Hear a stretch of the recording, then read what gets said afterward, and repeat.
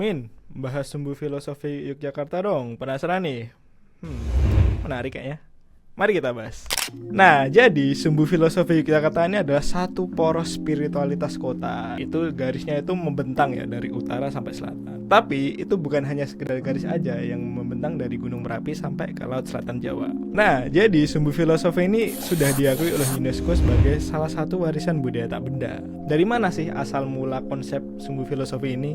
Sebenarnya konsep ini sudah ada sejak tahun 1755. Saat itu Sultan Hamengkubuwono pertama itu memberikan pandangan gitu, tentang dunia sebagai satu kesatuan kosmos yang saling berinteraksi. Sultan HB1 ini membayangkan Gunung Merapi itu sebagai salah satu puncak representasi spiritualitas tinggi dan jadi sumber kehidupan. Sementara itu, Laut Selatan Jawa itu mencerminkan pelepasan diri serta penyatuan dengan semesta. Jika kita melihat dalam perspektif geospasial, garis lurus ini menembus poros utama kota Yogyakarta. Ada banyak nih poros-poros yang dilewati oleh sumbu filosofi ini. Pertama ada Tugu Palputih, kemudian ada Keraton, ada alun-alun utara, ada alun-alun selatan, hingga yang terakhir itu ada di Pagung Krapia. Nah, menariknya lagi, Sultan Hamengkubuwono I ini sejak dulu sudah memiliki kecakapan tentang pemahaman ruang gitu. Contohnya nih, dalam pembangunan keraton, beliau itu mulai memikirkan bahwa ini keraton sebaiknya tidak perlu terlalu dekat dengan Merapi dan juga tidak perlu terlalu dekat dengan Laut Selatan Jawa gitu. Seperti kita tahu bahwa Gunung Merapi ya rawan erupsi, dan juga Laut Selatan Jawa ini kan langsung terhubung dengan Samudra Hindia yang rawan tsunami. Nah, hal itu sekaligus menjadi salah satu bukti bahwa peradaban Jawa ini bisa membaca orientasi ruang dan juga fenomena alam. Selain itu, konsep-konsep itu juga ternyata ada hubungannya dengan ilmu geografi modern, terutama soal interconnected geodynamics. Apa sih itu? Jadi interconnected geodynamics itu adalah sebuah gagasan bahwa berbagai proses yang terjadi di bumi itu saling terkait dalam sistem sebab akibat.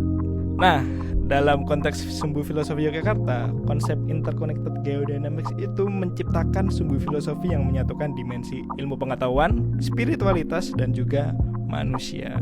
Meskipun begitu, karena sumbu filosofi Yogyakarta ini melewati poros-poros utama kota Yogyakarta, ada beberapa hal yang perlu diperhatikan nih. Salah satunya soal relokasi pedagang di Malioboro. Nah, ini ada tapinya nih. Menurut pakar pariwisata dari Stipram, ia menyebut bahwa penataan ruang akibat sumbu filosofi ini malah akan mengurangi interaksi antara pedagang dan juga wisatawan. Jadi pengalaman khas Malioboro antara pedagang dan juga wisatawannya akan berkurang gitu. Selain itu, pakar pariwisata ini juga menekankan bahwa Pemda ini harus menentukan arah konsep pariwisata yang jelas. Jadi bukan hanya sekedar rapi secara fisik ya. Jadi konsep dan tujuan pembangunan pariwisata ini harus jelas juga.